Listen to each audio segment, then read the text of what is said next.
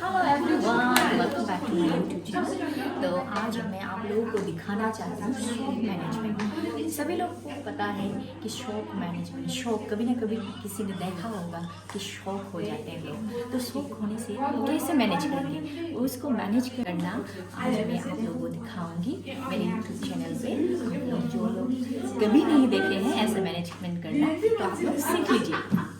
तो मेरे पास ये जो मैनिक्विन है, इसी के ऊपर मैं करूँगी ताकि आप लोगों को भी सीखने में मदद हो जाए। तो पहले ये पेशेंट मान लो ये शौक में है, तो पहले ही मुझे क्या करना पड़ेगा, ये पेशेंट को जगाना है 3 times। I have to call him.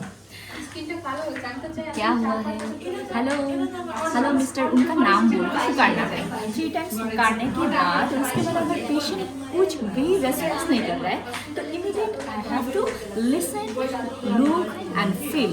ये 3 चीज़ करना है। मतलब मुझे देखना है उनका कपड़े को थोड़ा सा उतार के, मुझे देखना है ये चेस्ट में कोई यहाँ पे वो ब्रेथ ले रहे कि नहीं, सांस ले रहे कि नहीं, वो देखना है।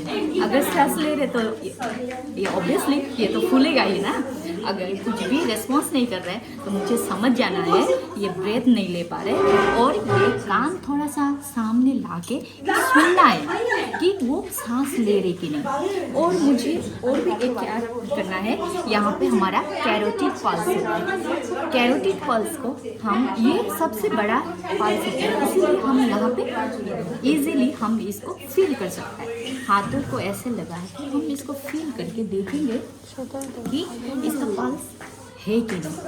अगर मैंने देख लिया पेशेंट कुछ भी रिस्पॉन्स नहीं कर रहा है तो immediate I have to call for help, क्योंकि मैं अकेले ये पेशेंट हैंडल नहीं कर सकते, इसीलिए मुझे कॉल फॉर हेल्प, किसी को बुलाना है मुझे सपोर्ट करने के लिए, मुझे हेल्प करने के लिए।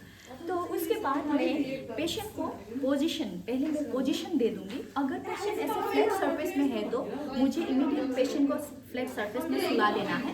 सुला देने के बाद ये हेड जो है, ये हेड टिल्ट करना है, और ये चीन हमेशा ये याद रखना है, ये चीन ताकि लिफ्ट होके रहे, ताकि ये जो यहाँ पे एयरवे, मतलब ये गले के जो या एयरवे होते हैं, ताकि वो क्लोज ना हो जाए या फिर ऑब्स्ट्रक्शन ना हो जाए, पेशेंट को सांस नाली में सांस लेने के लिए कोई दिक्कत ना हो, इसीलिए मुझे देख लेना है।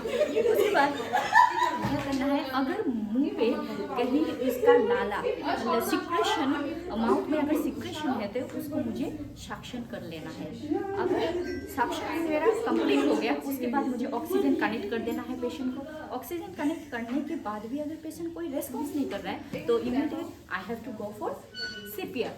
तो उसके लिए मुझे हमेशा याद रखना है पेशेंट का ऊपर होना है, मेरा हाइट पेशेंट का ऊपर। अभी देखो मैंने एक टेबल में ये मैनिक्विन रखा है, तो ये टेबल ऑब्वियसली मेरे मुझसे थोड़ा हाइट में ज़्यादा है, इसलिए मेरे पास यहाँ पे मैंने यहाँ पे रखा है टेबल, जो कि मेरे लिए अच्छा होगा।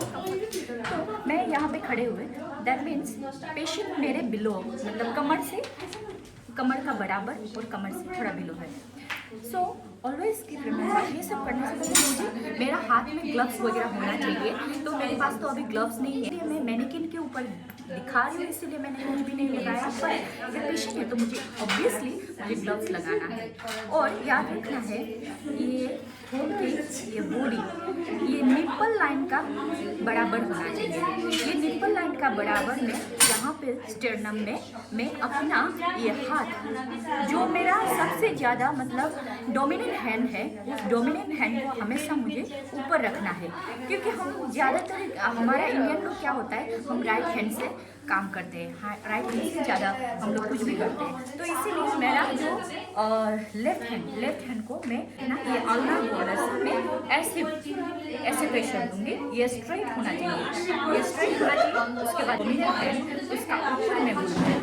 उसके बाद मैं इस तरह से मैं सपोर्ट देके पूरा प्रेशर दूंगी 30:2। That means 1 2 3 4 5 6 like that. I have to count after 30 and 2 breaths I have to breathe, 2 breaths on mouth, 1 2 3 4 5 6 like that. I have to gauge the pressure. जब भी प्रेशर लगा रही हूँ एक चीज़ याद रखना है, वो है मेरा हाथों का जो प्रेशर है वो चेस्ट में अप टू 4 सेंटीमीटर डेप्थ तक जाना चाहिए, और पर मिनट मिनिमम 100 टाइम्स मुझे कंप्रेशन देना है। एंड 30 टाइम्स देने के बाद हमेशा याद रखना है, मुझे सपोर्ट करने वाला कोई ना कोई होगा उस टाइम। मैं अकेले नहीं मैनेज कर सकती, ऐसे पेशेंट को मैं अकेले मैनेज नहीं कर सकती, इसलिए कोई ना कोई डॉक्टर्स या फिर नर्सेस मेरा कोलिग्स हो गई। तो ये मास्क कैसे यूज़ करना है, ये है एम्बूबैग और ये है मास्क, ये ओपन में रहता है, अभी ये फिक्स किया हुआ।